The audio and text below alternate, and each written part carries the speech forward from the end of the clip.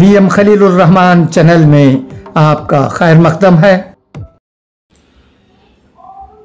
السلام علیکم ورحمۃ اللہ وبرکاتہ۔ شجر سایہ دار میں مولانا محمد ثناء اللہ عمری یمیہ عثمانیہ صاحب دامت برکاتہم کا ایک مضمون شائع ہوا ہے، اسے میں پڑھتا ہوں، سنیے گا۔ مولانا کاکا سید احمد عمری رحمۃ اللہ علیہ اسعد اللہ فی الدارین۔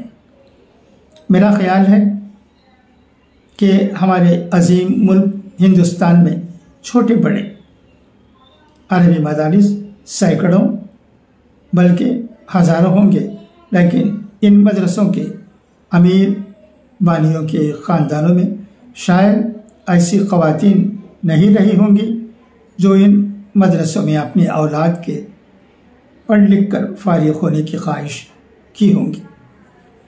ایسے میں ہماری مادر علمی جامعہ دارالسلام عمر آباد کو یہ شرف حاصل ہے کہ اسی کاکا خاندان کی اولاد وہ احفاد نے اس ادارے میں پڑھ کر اپنے والدین کی علمی خواہش پوری کی ہے۔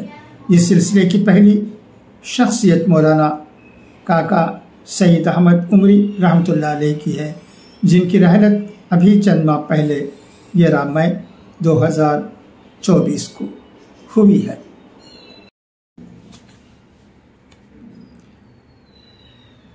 انیس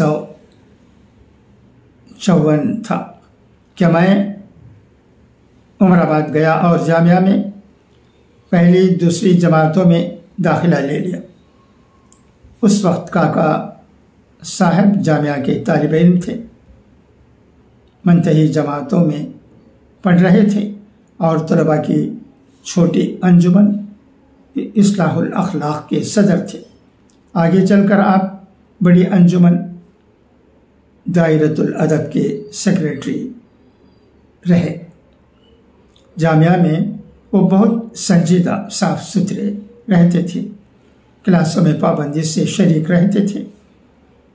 باری آتی تو انجمن کے جلسے میں تقریریں بھی کرتے تھے۔ کلاسوں میں بڑے خاندان کے بڑے آدمی ہونے کے باوجود کم حیثیت طلباء کے ساتھ مل جل کر بیٹھتے تھے۔ برتری کا احساس نہیں تھا، کسی بات پر کھل کھلا کر ہنستے نہیں تھے۔ ان کا قیام مولانا حبیب الرحمن اعظمی عمری رحمۃ اللہ علیہ کے ساتھ ایک کمرے میں رہتا تھا۔ طلباء میں ان کے بارے میں یہ بات کہی سنی جاتی تھی کہ وہ اپنے دولت خانہ پر عام مطالعہ رات گئے تک کرتے رہتے ہیں۔ اس زمانے میں جامعہ کی قدیم عمارت میں پلنگ کرسی نہیں رہتے تھے، گزارا چٹائیوں پر ہی تھا۔ سب کے سب آپ کی نشست برخاست بھی وہیں رہتی تھی۔ جامعہ سے